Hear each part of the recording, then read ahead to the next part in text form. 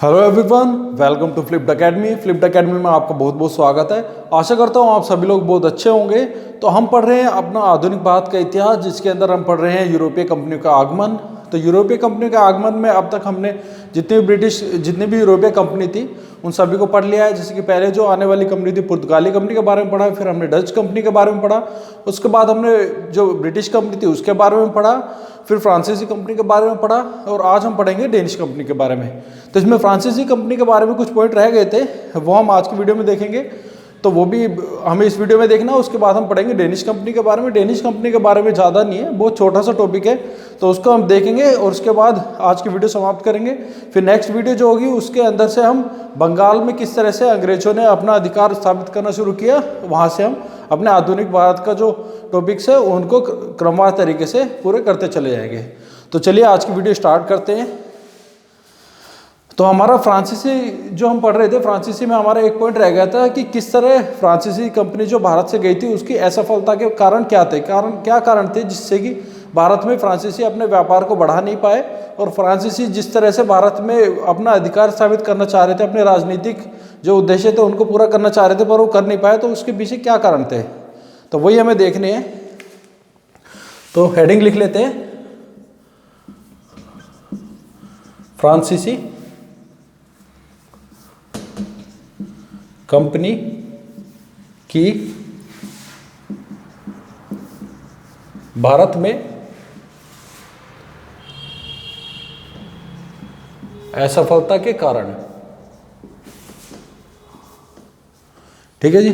तो इसके अंदर जो सबसे ज़्यादा मोस्ट इम्पोर्टेंट पॉइंट था, जो सबसे महत्वपूर्ण कारण था, वो था कि जो फ्रांसीसी कंपनी थी वो एक सरकारी कंपनी थी और सरकारी कंपनी का होते उस पर बहुत ज़्यादा सरकार का नियंत्रण था, जिसकी वजह से वो अपने निर्णय लेने में उसको मतलब इंस्टेंटली एकदम से तुरंत अपने निर्णय नहीं ले पाती थी, उसको फ्रांस की सरकार से अप्रूवल लेना पड़ता था, जिसकी वजह से और बहुत से निर्णय उसको, जैसे कि ब्रिटिश कंपनी थी, ब्रिटिश कंपनी को बहुत ज़्यादा स्वतंत्रता प्राप्त थी ब्रिटिश सरकार से, जबकि फ्रांसीसी कंपनी के साथ ऐसा नहीं था। तो जिसकी वजह से उसको वित्त की और जो सैनिक सहायता थी वो भी समय पर नहीं मिल पाती थी। तो ये बहुत महत्वपूर्ण कारण था। तो पहले हम नोट कर लेते हैं इसको, सरकारी कंपनी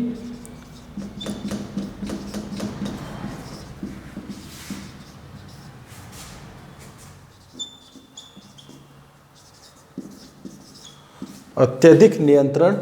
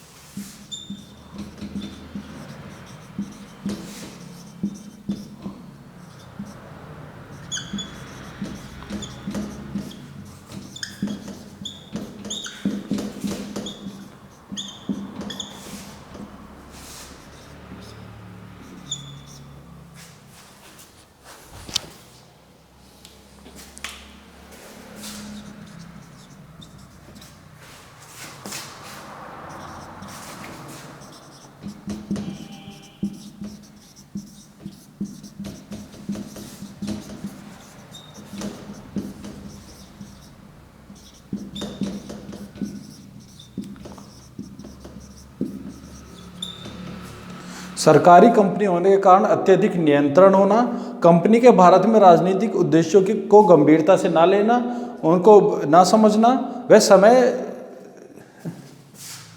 समय से फ्रांसीसी सरकार द्वारा कंपनी को भारत में वित्तीय व सैनिक सहायता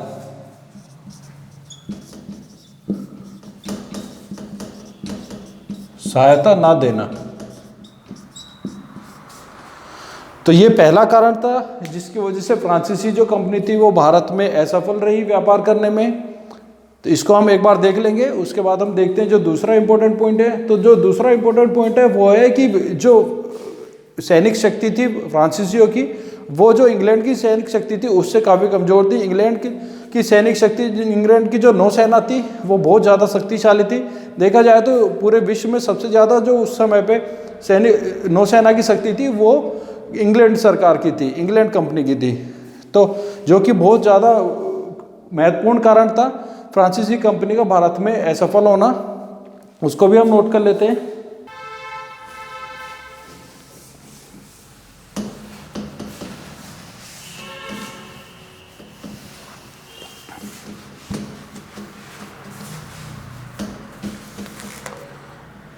तो दूसरा कारण हो गया अंग्रेजों की शक्तिशाली सैन्य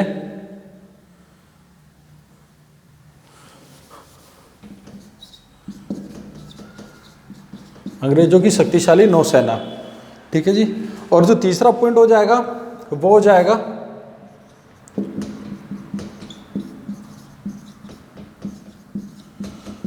अंग्रेजों की बंगाल में जीत हो गई थी। जो 1757 में प्लासी का युद्ध हुआ था उसके बाद अंग्रेजों की जीत हो गई थी, और अंग्रेजों की जीत के बाद उनको बहुत सारा धन संपदा प्राप्त हुई थी, जिससे कि उनको जो काफ़ी पूंजी होने के कारण युद्ध करने के लिए पैसा चाहिए होता है, कोई भी युद्ध करने के लिए, कोई भी लड़ाई करने के लिए, तो उसमें ज़्यादा फ्रांसीसी जो ब्रिटिश कंपनी थी उसको बहुत ज़्यादा धन प्राप्त होने की वजह से वो भी एक महत्वपूर्ण कारण होता है, जिस वजह से फ्रांसीसी कंपनी जो थी वो युद्ध में उनसे हार जाती है। फ्रांसीसी कंपनी को जैसे कि हमने पिछले पॉइंट में देखा उतनी ज़्यादा वित्तीय सहायता नहीं मिलती थी सरकारी कंपनी होने के कारण सरकार से, तो ये एक महत्वपूर्ण कारण था बंगाल की जीत से अत्यधिक धन प्राप्त होना। ठीक है जी। उसके बाद तीसरा एक और पॉइंट हो जाएगा कि जो फ्रांसीसी कंपनी थी, फ्रांसीसी कंपनी के सेनापति उतने ज़्यादा निपुण नहीं थे। जैसे कि जो क्लाइव था, क्लाइव ब्रिटिश कंपनी का एक सेनापति था, वो बहुत ज़्यादा शक्तिशाली था। वो अपने निर्णय लेने में उसने ऐसे काम किए थे जो कि ब्रिटिश कंपनी के इतिहास में बहुत ज़्यादा महत्वपूर्ण है। दूसरा उसके बाद जैसे कि आयरकूट आया था, आयरकूट का जो लैली था फ्रांसीसी सेनापति उसके साथ उसका संघर्ष हुआ था। तो इस तरह से देखा जाए तो फ्रांसीसी कंपनी के जो सेनापति थे वो इतने ज़्यादा निपुण नहीं थे, तो वो भी नोट कर लेते हैं। फ्रांसीसी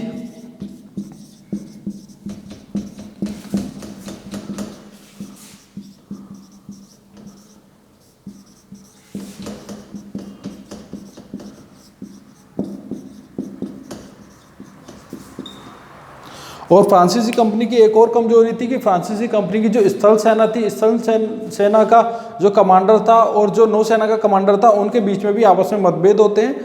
ऐसा भी हिस्ट्री में काफ़ी पॉइंट में देखा गया है कि जो दोनों सेना के प्रमुख थे वो आपस में उनके मतभेद थे, जिसकी वजह से उनके बीच में जो तालमेल था वो नहीं होता था, और जिसकी वजह से उन्होंने काफ़ी युद्ध उनको हारने पड़ते थे। तो एक वो पॉइंट हो जाएगा। तो आप इस तरह से देख सकते हैं कि फ्रांसीसी के क्या क्या कारण थे जिस वजह से वो भारत में व्यापार करने में असफल रही। तो इस तरह से हमारा फ्रांसीसी कंपनी का जो है फ्रांसीसी कंपनी के बारे में हमारे यहाँ पे समाप्त होता है। अब हम देखते हैं डेनिश कंपनी के बारे में कि डेनिश कंपनी कब आई, कैसे कैसे उसने भारत में अपना व्यापार किया। तो डेनिश कंपनी का भारत में ज़्यादा व्यापार नहीं होता। डेनिश कंपनी का जो व्यापार होता है वो ज़्यादातर चीन तक ही सीमित रह जाता है, पर जितना भी था उसको हम छोड़ेंगे नहीं कोई भी पॉइंट, हम सभी पॉइंट्स को बिल्कुल पढ़ते चले जाएंगे।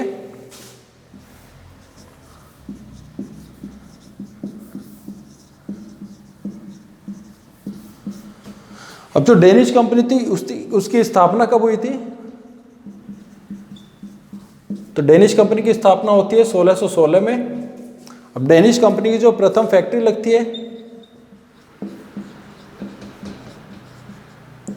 प्रथम फैक्ट्री कह सकते हैं, प्रथम कोठी कह सकते हैं भारत में। तो पहली फैक्ट्री लगती है 1620 में, और ये कहाँ पे लगती है? ये लगती है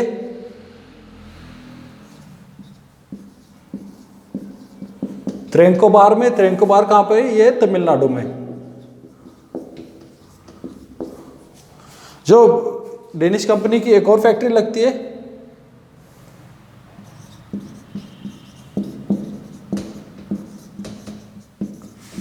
वो लगती है 1676 में। और ये कहाँ पर लगती है? ये लगती है सेरामपुर में। और सेरामपुर कहाँ पे? ये है बंगाल में। पर फिर भी डेनिश कंपनी का भारत में इतना ज़्यादा व्यापार नहीं होता, वो चीन तक ही उनका व्यापार सीमित होता है। तो उसके बाद क्या करते हैं वो 1845 में, सॉरी 1845 में, 1845 में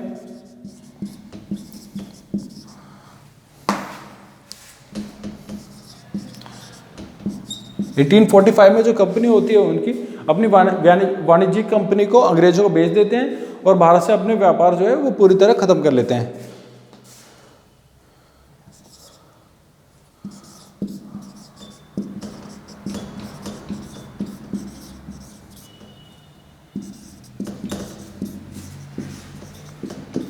और इस कंपनी का जो मुख्यालय होता है डेनिश कंपनी का भारत में, वो सेरामपुर होता है। तो सेरामपुर जो हो गया ये कंपनी का मुख्यालय हो गया। अगर क्वेश्चन आता है कि जो डेनिश कंपनी थी उसकी स्थापना कब हुई, तो उसकी स्थापना 1616 में होती है। डेनिश कंपनी की पहली फैक्ट्री कहाँ लगी थी? तो वो त्रेंकोबार तमिलनाडु में लगी थी 1620 में। डेनिश कंपनी की एक और फैक्ट्री लगती है सेरामपुर में 1676 में। और उसके बाद जो डेनिश कंपनी का जो मुख्यालय अगर पूछा जाए कहाँ पर था, तो डेनिश कंपनी का मुख्यालय होता है सेरामपुर बंगाल में। अब डेनिश कंपनी 1885 में अपना जो कंपनी होती है वो अंग्रेजों को बेचकर यहाँ से चली जाती है।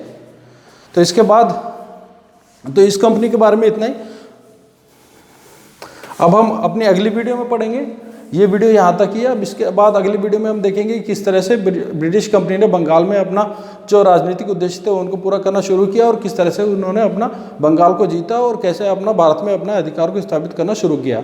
तो आज की वीडियो में इतना ही। धन्यवाद।